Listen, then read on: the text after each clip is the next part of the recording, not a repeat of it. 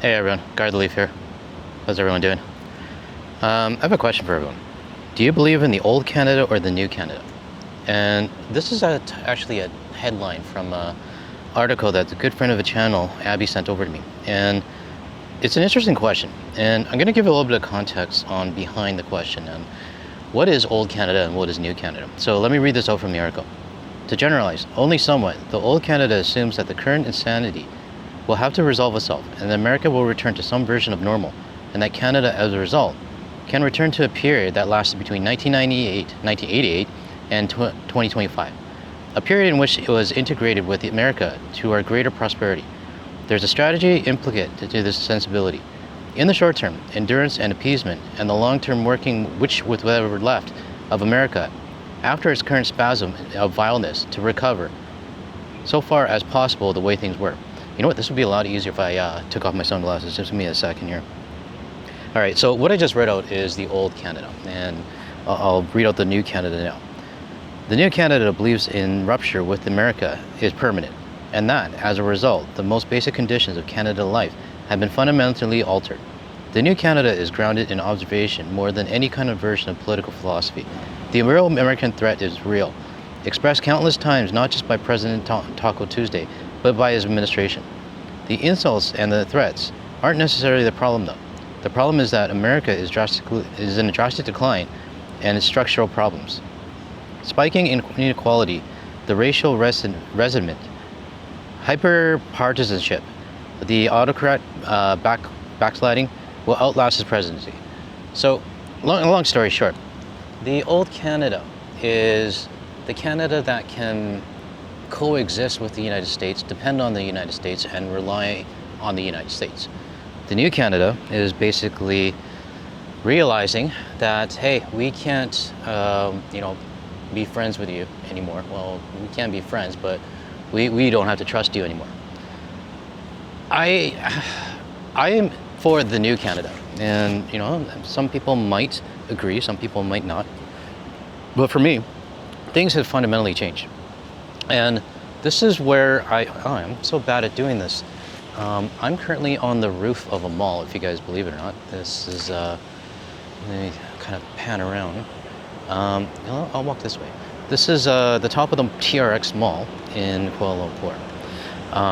So yeah, I'll just go for a bit of a walk. But what it is the old Canada relies on, the friendship, the trust, the partnerships, the banking on the fact that we would believe that the United States would have our backs if needed. And that goes for everything from like tourism to trade to business. And one thing in this article that's actually really cool, sorry, this is probably pretty loud. I'm right by the aircon right now. But I'll leave a link to this article in the description because it does bring up trade and business when it comes to the relationship that we have with the United States. And a lot of people who still believe in the old Canada still want the existing trade and business partnerships that we have to continue. Now, for me personally, I know that there are some things that still have to continue regardless. We're just way too intertwined. And the example that they brought up in the article is, I already forgot his name. I featured him on my channel a couple times. He's a business CEO, or last name is Goldie. That's all I remember. But basically, the article explains that he's having a hard time trying to grasp that Canada is changing. And that's from a business point of view. He wants to keep all the business partnerships and trade and everything aligned and, staying the same as it was before. Now, if you ask me, that's not realistic anymore. And when you compare the new Canada is, I think, what we're experiencing right now. I mean, that's just my opinion, which is, having new partnerships with other countries, thinking of other countries to build partnerships with that we never would have thought of before. It's pretty cool buildings here. I'm actually really impressed with the architecture here in Malaysia. Where am I going? Let's go this way. But yeah, it's kind of exploring, I just did a video on the new radar system that Canada is buying for the Arctic, and that's going to be with Australia. So for me, it's really just about kind of out with the old and in with the new, if that makes sense. So I guess a question for everybody is, what's your thoughts? I mean, are you on the side of keeping the old Canada, or are you on the side of keeping the new Canada? Actually, you know what? This doesn't even just apply to Canada. You can replace the country Canada with any country in the world, whether it's Brazil or why am I not coming up with countries right now? Wherever you're watching from, your country, you can basically replace it with Canada, because not only, I am from Canada, and that's what I'm speaking on behalf of, but it doesn't just apply to my country, it applies to everyone. And, does Spain or Portugal or Sweden, Norway, do you guys still want the same relationship that you had with the United States? Or do you guys also realize too that things have fundamentally changed? But where am I going? Oh, this is a dead end. Okay, never mind. I thought I was going somewhere.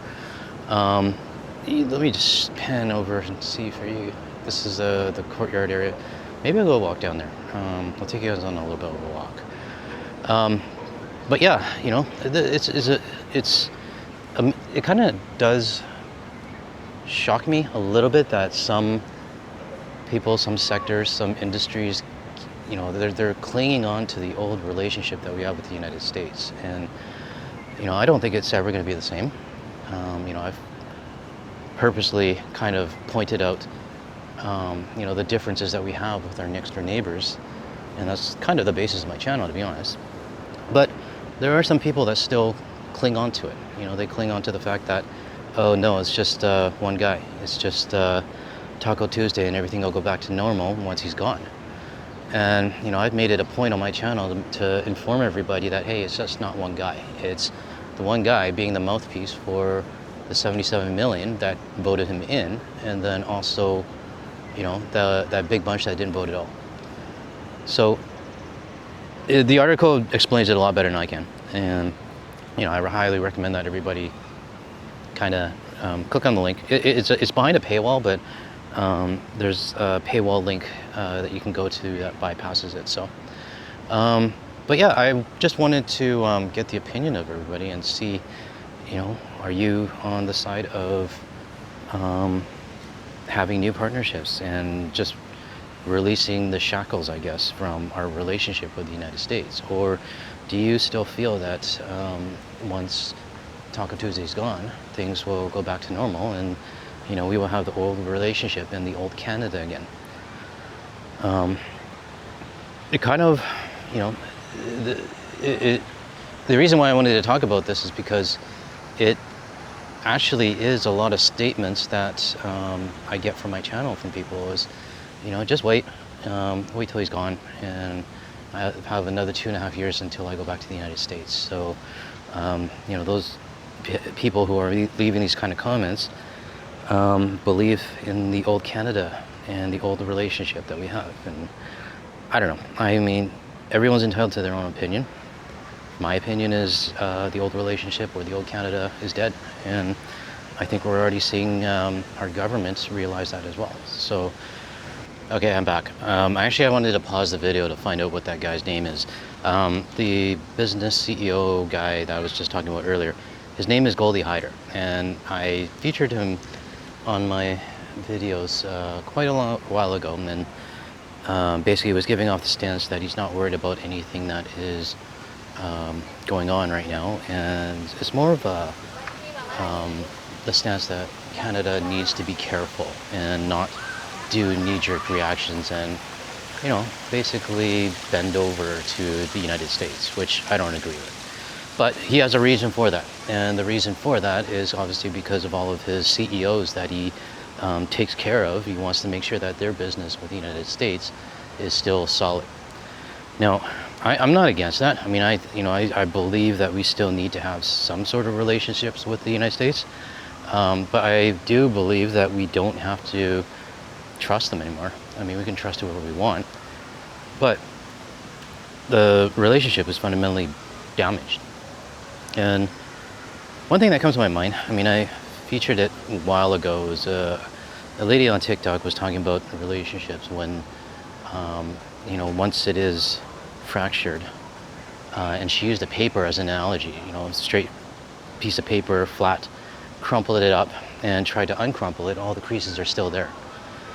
And I believe that's how, you know, our relationship was with the United States. I don't think it'll ever be the same. I believe all the creases are still going to be there. And what the hell?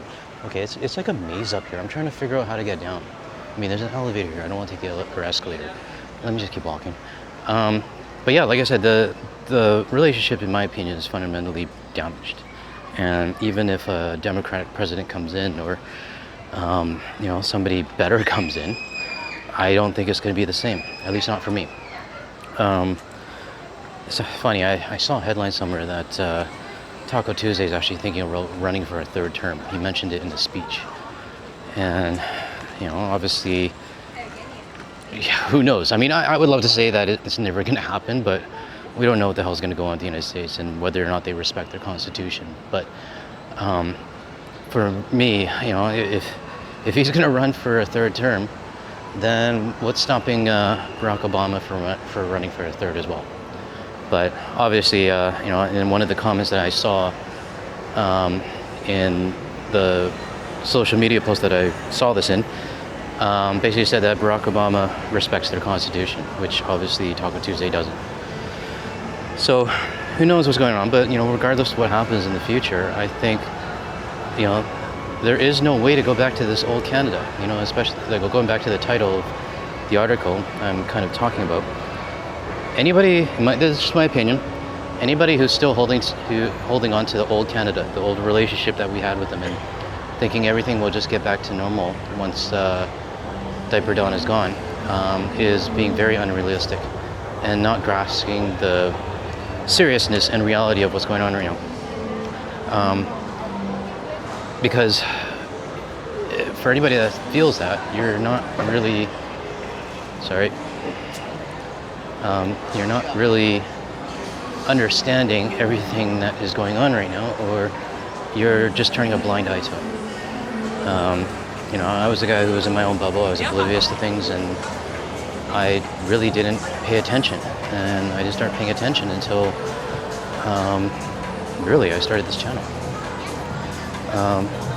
But I'm aware enough that, you know, there's certain things, certain actions and damages that can be done that people are not going to forget.